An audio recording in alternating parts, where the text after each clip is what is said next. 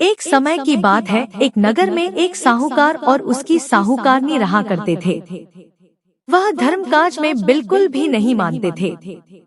इसी कारणवश उनके घर कोई संतान नहीं थी।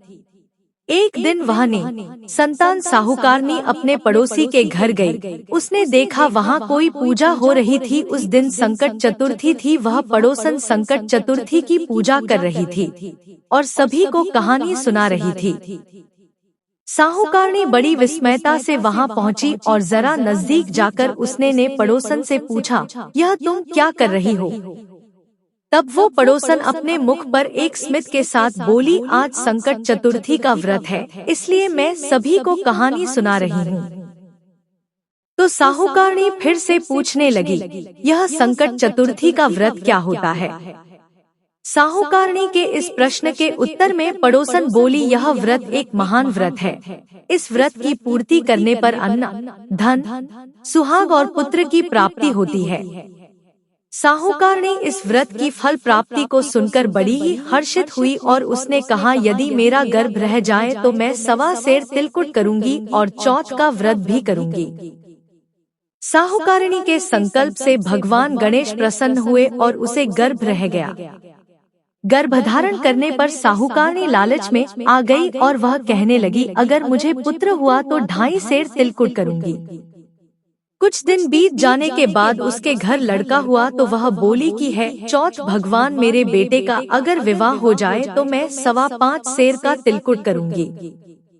कुछ वर्ष बीत जाने पर उसके बेटे का विवाह निश्चित हो गया और उसका बेटा विवाह करने चला गया, लेकिन उस लालची साहूकारनी ने तिलकुट नहीं किया। इस कारण से चौथ देव उसे पर अति क्रोधित हुए और उन्होंने फेरों से पहले ही उसके बेटे को उठाकर एक पीपल के पेड़ पर बिठा दिया। मंडप से अचानक ही वर के गायब हो जाने पर सभी लोग उसे ढूंढने लगे। कई देर तक ढूंढने के बाद हताश होकर सारे लोग अपने अपने घर को लौट गए। इधर जिस लड़की से साहूकारनी के बेटे का विवाह होने वाला था वह गणगौर करने के लिए जंगल में दूब लेने गई हुई थी। तभी रास्ते में एक पीपल के पेड़ से आवाज आई, ओ मेरी अर्धव्यही। यह बात सुनकर डर के मारे जब वह लड़की अपने घर आई, उस दिन के बाद बहुत धीरे धीरे वह सूखकर कांटा होने लगी। लड़की की यह मनोदशा देख लड़की की माँ चिंतित हुई और कहने लगी, मैं तुम्हें इतना अच्छा खिलाता हूँ, इतना अच्छा पहनाती हूँ, फिर भी तू बस सूखती ही जा रही है, ऐसा क्या हो गया है तुझे? तब लड़की ने डर के मारे अपनी माँ से बात कही। उसने कहा, वह जब भी जंगल में दूब लेने के लिए जाती है तो पीपल के वृक्ष से कोई आदमी उसे बुलाता है और वह कहता है, ओ मेरी अर्धव्यही।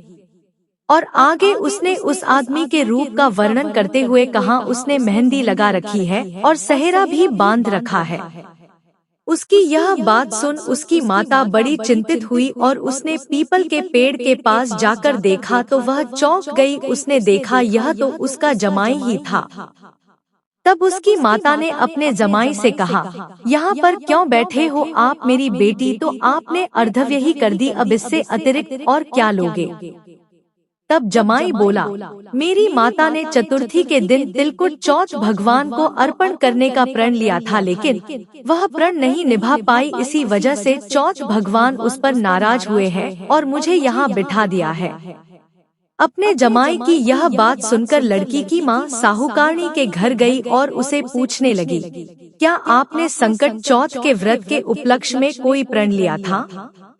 तब साहूकारनी बड़ी विस्मयता से बोली, हाँ मैंने तिलकुट अर्पण करने को बोला था। उसके बाद साहूकारनी बोली, अगर मेरा बेटा घर आ जाए तो मैं 2.5 मन का तिलकुट करूंगी।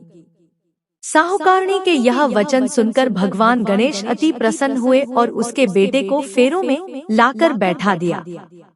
बेटे का विवाह धूमधाम से संपन्न हो गया। जब साहूकारनी का बेटा और बहू उसके घर आए तो साहूकारनी ने बड़ी प्रसन्नता से 2.5 मन तिलकुट किया और बोली है, चौथ देव आपके आशीर्वाद से ही आज मेरा बेटा और बहू घर आए हुए हैं, जिससे मैं अति प्रसन्न हूँ और आज से मैं हमेशा तिलकुट करके आपका व्रत किया करूँगी। इसके बाद सारे नगर वासियों ने तिलकुट के साथ संकट चतुर्थी का व्रत करना प्रारंभ कर दिया है। भगवान संकट चौथ। जिस प्रकार से साहूकारणी को अपने बेटे भू से मिलवाया, वैसे ही हम सबको मिलवाना और इस कथा को कहने सुनने वालों का भला करना। बोलो श्री संकट चौथ भगवान की जय, श्री गणेश देव की जय।